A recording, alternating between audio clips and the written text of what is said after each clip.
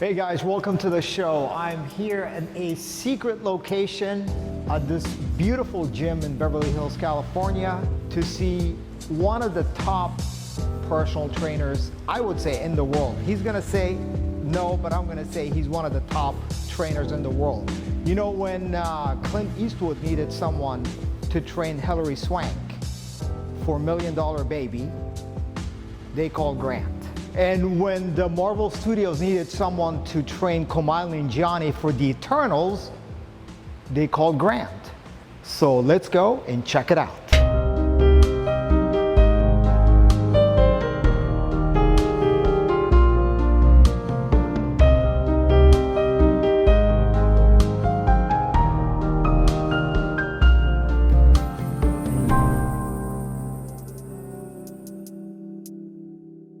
Good to see you, my friend.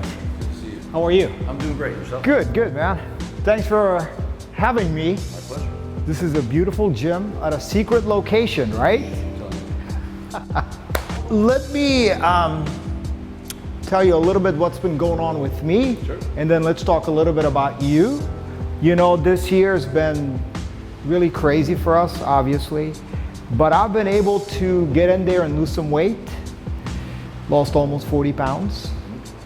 Doing a lot of bands, doing a lot of dieting, you know. But I'm hitting a plateau right now. I need to lose another 7 to 10 pounds. Sure. So losing 7 to 10 pounds, I can do that for you today. I've got a chainsaw in my office. So it's permanent weight loss. So one of the big factors that I'd like to correct you on is I never use the term lose weight. Okay. What does that mean? Does it mean water? Does it mean muscle? Does it mean fat? So I'm always very clear with my client about what specifically it is they want to lose and or gain. Because I've had plenty of clients, the scale weight goes up while body fat goes down because we put on that additional lean mass. So it's a science of specifics, and so losing weight tells me nothing, losing body fat tells me everything. And I have devices in my office that we can test you on and tell you exactly where you are. And what's great about that is we can also mark your journey along the way and make those adjustments as needed.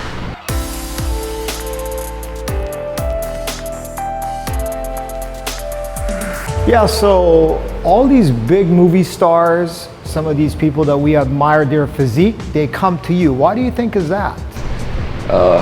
There's probably a few reasons that come for that. But I think there's millions and millions of dollars on the budget and on the line. And there's also usually a very tight time frame.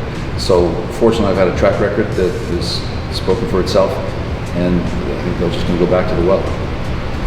Yeah, so one of my favorite movies is $1 Million Baby with Hilary Swank.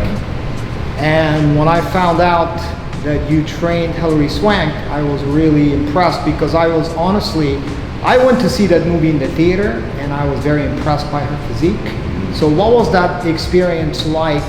What kind of shape was she in when she came to see you for the first time? Because I think when she accepted the Oscars, by the way, and I think I remember this, she mentions you. Hilary Swank.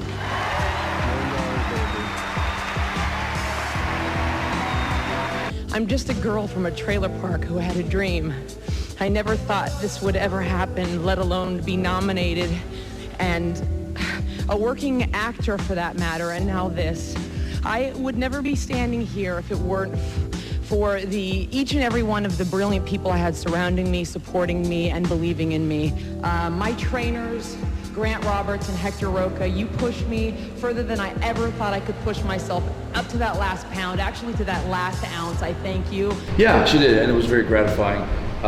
You know, to this day, and I hate to date either of us, but that was 17 years ago. Yeah. So, you know, it's been a journey. Hill and I are still great friends. In fact, we just had dinner the other night with Clint. But that journey was really something special. I got called in last minute. It's a bit of a funny story, actually. Clint just called me and he said, "Hey, I got somebody who wants you to train as this actress," and he gave the name Hilary. And I never knew who Hilary Swank was at the time. So I was expecting to walk in and see Hilary Duff or someone else. When I discovered it wasn't, I said to her, "Oh, so you're an actress?" She was, "Well, actually, I'm an Academy Award-winning actress." So I was corrected, but it was in jest. And I said, "Tell me more about this project. I need to know what the details are." She says, "Well, First of all, she was about 116 pounds at the time. No, probably less than that. Probably about 111 pounds at the time.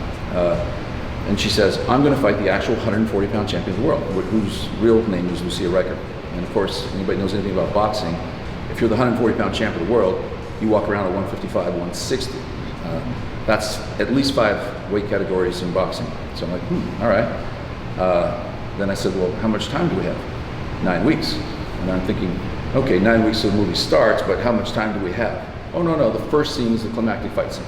So I've got 9 weeks, my boss is Dirty Harry, and this girl's fighting an actual heavyweight champion of the world who's never really boxed before. Sounds easy.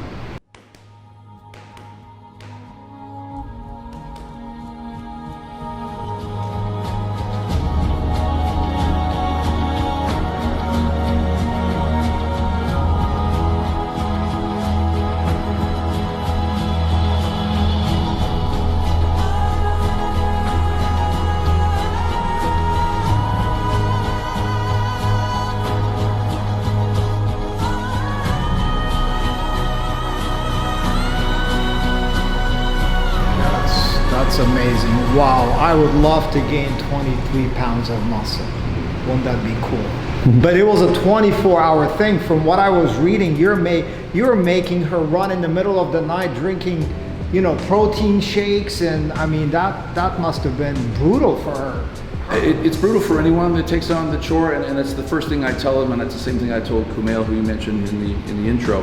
The first thing I say is the hardest thing about this is the food. And if you're looking to gaining mass, if you're looking to get bigger, stronger, faster, and all of those aspects, you are going to get tired of eating, because the foods we eat aren't the foods you want to eat, they're the foods you have to eat, and they're very, you get satiety very easy, you feel full all the time. So it's the most challenging aspect, but nutrition is generally 70% of the success. We're only spending an hour at a time in here. The other 23 hours of the day is what really matters.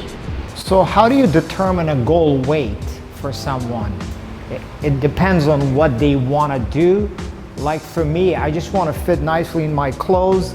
I spend a lot of time behind my piano, but now I'm doing this kind of thing and I'm getting out to do more projects. So for me, I just want to be able to fit into my suits, to my clothes.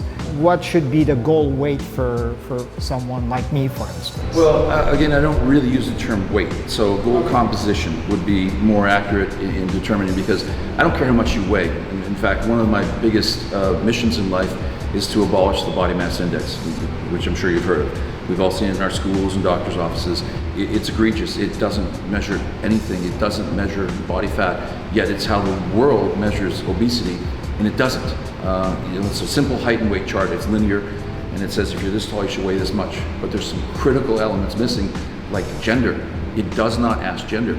That's really a different way to look at it, right? I mean, that's just because we're all trained, watching TV and listening to people, tell you there's so many so-called experts out there, and it's becoming really confusing. For me, this journey of, basically becoming healthy and making it a lifestyle has been really challenging, Grant, because I'm getting so many different information from so many different sources. I just went to say, okay, I'm going to do what works kind of for me. If I saw results, I said, okay, I'm going to stick with it. If not, I didn't do a diet. It's more like a lifestyle, whatever I feel like makes me feel good. Well, first, let me applaud you. I gave you a hard time for using the word weight, but I have to applaud you for using the word lifestyle, because a lot of people don't. And that's what this is. It's a lifestyle, right? So many people take on this task and go, well, I'm going to starve myself for 10 weeks, or I'm going to work out unrealistically for X number of time, and I'm going to go back to my old life and it's going to be okay. No, it won't. It's a lifestyle. So when you're designing a nutrition and exercise plan for yourself, it must be something you can, will, and want to do for the rest of your life. Not for 6 weeks, 10 weeks, or 12 weeks. It's not going to work, right? It's an endurance race.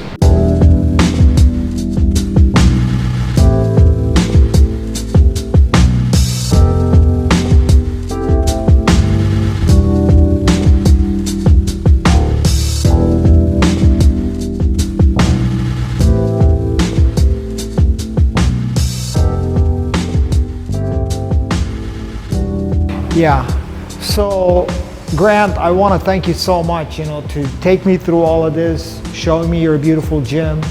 And obviously, I think I've learned so much, and hopefully I can come back, tell you tell you more about my progress. But in the meantime, how can people find you, Grant?